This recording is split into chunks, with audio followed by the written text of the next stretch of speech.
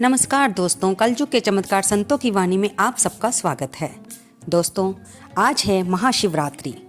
हमने बहेलिये वाली कहानी तो सुनी कि उसका मन अनजाने में ही शिवलिंग को बेलपत्री से ढकने के कारण शुद्ध हो गया था।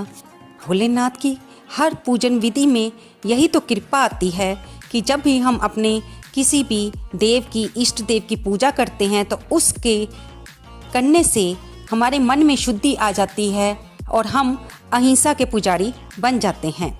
तो दोस्तों, आज की हम ये दूसरी कहानी भी सुनेंगे और अपने इस व्रत को और ज़्यादा फलदायी बनाएंगे। एक बार की बात है, एक वृद्ध ब्राह्मण था जो कि अपने बेटे और अपनी पत्नी के साथ गांव में रहता था। वह भगवान भोलेनाथ का बहुत ही बड़ा भगत था। दोस्तों, जब हम कहते हैं कि वो बहुत बड़ा भगत था तो इसका मतलब ये होता है कि वो इंसान अपने आप को अपने इष्ट देव के प्रति पूरी तरह समर्पित करके चल रहा है। अपने इष्ट देव को खुश करने के लिए वो हर समय कोई ना कोई कार्य करता रहता है। कभी उसकी पूजा करता है, कभी सत्संग में जाता है, कभी कथा सुनता है, कभी भजन कीर्तन करता है, उसके लिए दरबार में कभी कभी नाचता है, क्योंकि उसका मकसद यही होता है कि वह किसी न किसी तरह से भगवान को रिझाए। तो यही हाल उस ब्राह्मण का था जो कि हर समय अपने भोलेनाथ को प्रसन्न करने के कार्य में लगा रहता था। उसका बेटा जो कि उसे भगवान भोलेनाथ की कृपा से मिला था, उसने अपने बेटे का नाम भी भोला शंकर रखा था। भोला शंकर विवाह योग्य हो चला था और वह वहाँ के राजा की बेटी को रोज शिव पुराण सुनाने जाया करता था। वह शिव पुराण की कही बातें राजकुमारी को सुनाता और राजकुमारी उसे बदले में घर के खाने के लिए राशन पानी देती, जिससे उसके घर का गुजारा हो रहा था। ब्राह्मण वृद्ध हो चला था और वह अब भोलेनाथ से प्रार्थना करता था कि उसके बेटे भोला शंकर की किसी अच्छी जगह शादी हो जाए ताकि वह भी पोते पोतियों का मुंह देख सके। इसलिए वह भगवान शंकर से प्रार्थना करता कि वह मरने से पहले अपने बेटे का विवाह और उसका हंसता खेलता परिवार देखना चाहता है। उसकी प्रार्थना सुनकर भगवान भोलेनाथ और माँ उमा करुणा से भर गए। उन्होंने आपस में निश्चय किया कि वृद्ध ब्राह्मण की इच्छा को जरूर पूरा करना चाहिए, क्योंकि अगर भगवान अपने भक्तों की इच्छा को पूरा नहीं करेंगे तो उनकी पूजा कौन करेगा। इसलिए उन्होंने ग्वाले और ग्वालन का भेष बनाया और ब्राह्मण के घर में आ गए। उन्होंने ब्राह्मण से कहा कि हम कुछ दिन आपके घर में रहना चाहते हैं, कृपया आप हमें घर में रहने के लिए थोड़ा सा स्थान दे दें। इसके बदले में हम आपके घर का काम कर दिया करेंगे और आप बदले में हमें 2 वक्त की रोटी खिला देना। उनकी बात सुनकर भोला शंकर ने अपने पिता से कहा कि पिताजी, इन्हें घर पे मत रुकवाना, क्योंकि हमारा अपना गुजारा ही बड़ी मुश्किल से होता है, हम इनको खाने के लिए कहाँ से देंगे।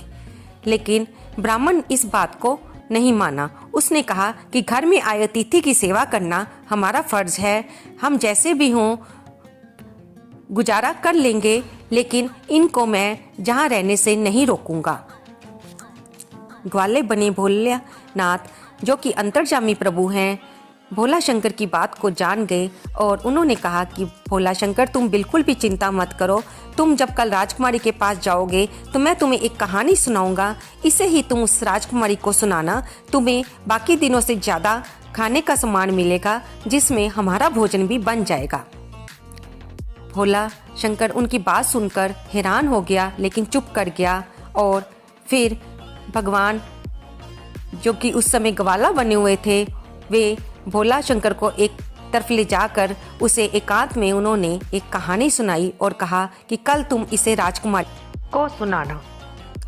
अगले दिन जब भोला शंकर राजकुमारी के पास गया तो उसने वही कहानी सुनाई जो कि ग्वाले ने उसे सुनाई थी। राजकुमारी उस कहानी को सुनकर बहुत प्रसन्न हुई और उसने उसे ज़्यादा खाने का सामान दिया, जिसे लेकर भोला शंकर घर आ गया। इसके बाद राजकुमारी अपने पिता के पास गई कि पिताजी, आज भोले शंकर ने मेरे को ऐसी कहानी सुनाई है जिसे आज तक कोई भी नहीं जान पाया। मैं जानना चाहती हूँ कि उसके घर में कौन आया है जिसने उसे ये कहानी सुनाई है। तब राजा ने पता लगवाया और ग्वाला ग्वालिन और भोला शंकर उसके पिता को वहीं पर राज दरबार में बुलवा लिया। राजकुमारी ने जब ग्वाला ग्वालिन को देखा तो वह हैरान हो गई, क्योंकि उसके सामने तो महादेव और माँ पार्वती खड़ी थे। वह हैरान हो गई कि बाकियों को ये ग्वाला ग्वालिन नजर आ रहे हैं, किसी ने भी उनके रूप को क्यों नहीं पहचाना। दोस्तों, हम आपको ये बता दें, क्योंकि राजकुमारी जब से उसने होश संभाली थी वह भगवान शंकर के बारे में ही सुनती आ रही थी, उनकी कथा कहानियों के बारे में सुनती आ रही थी।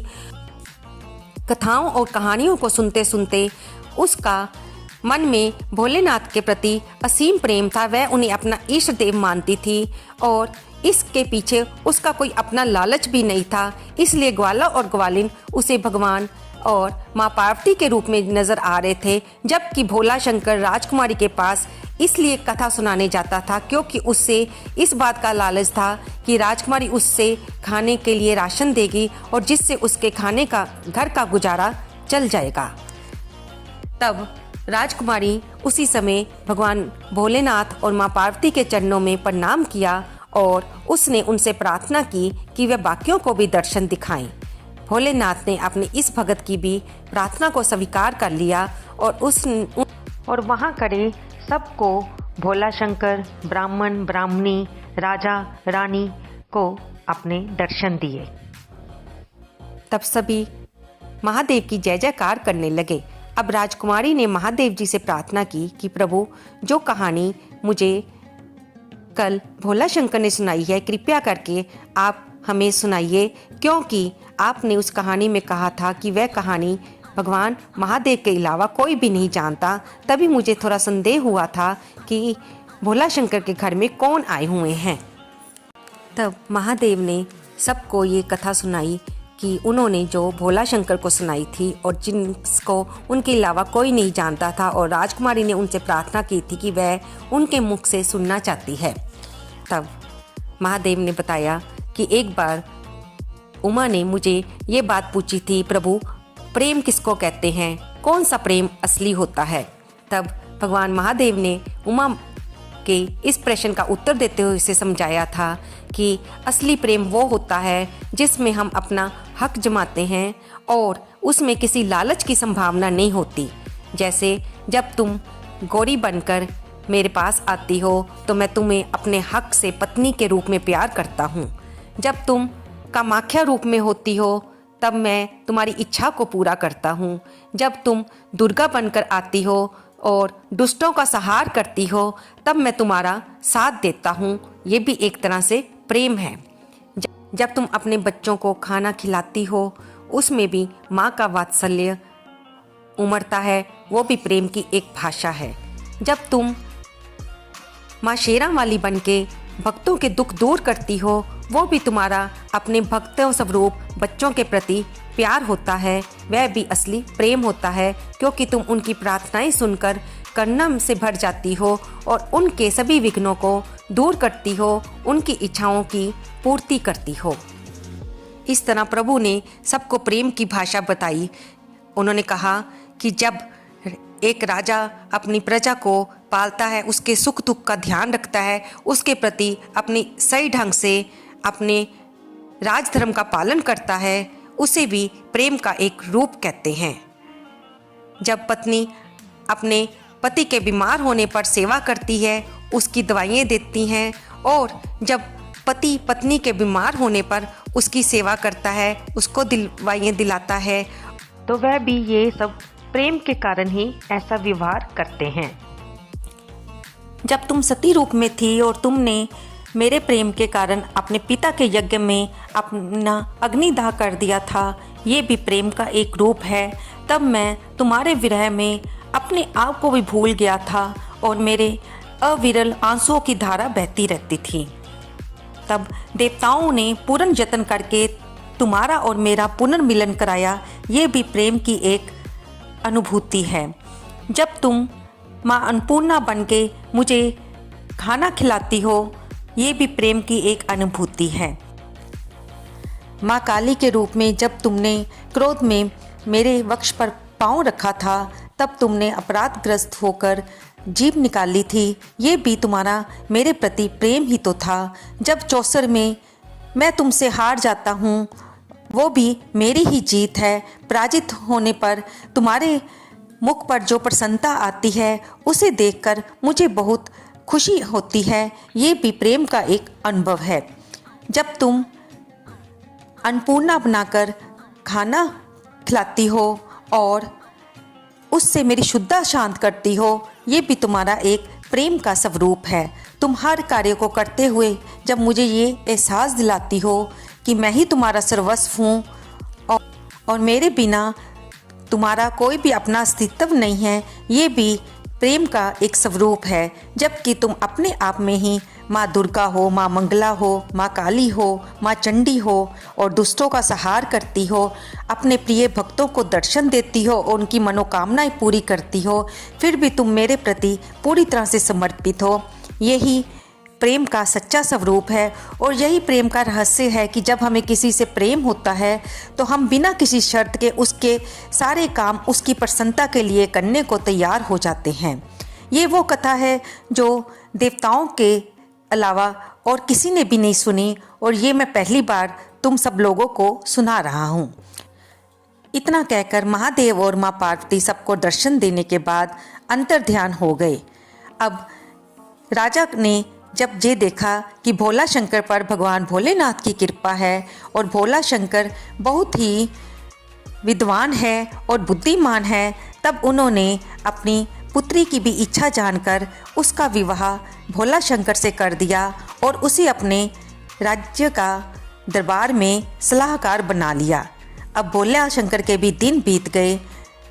अब वह भी अमीर हो गया था और कुछ समय बाद राजा ने वृद्ध अवस्था आने पर सारा राजपाट भोला शंकर को सौंप दिया और खुद वन में रानी के साथ तपस्या करने चले गए। ये सब भोलेनाथ की कृपा का ही प्रभाव था। जो ब्राह्मण के दिन सुख से बीत रहे थे, उसके पुत्र की भी शादी हो गई थी और समय बीतने पर उससे के एक पुत्र भी हुआ, जिसे देख कर ब्राह्मण और ब्राह्मणी बहुत प्रसन्न होते थे और बारंबार भोलेनाथ को और माँ पार्वती को धन्यवाद करते थे।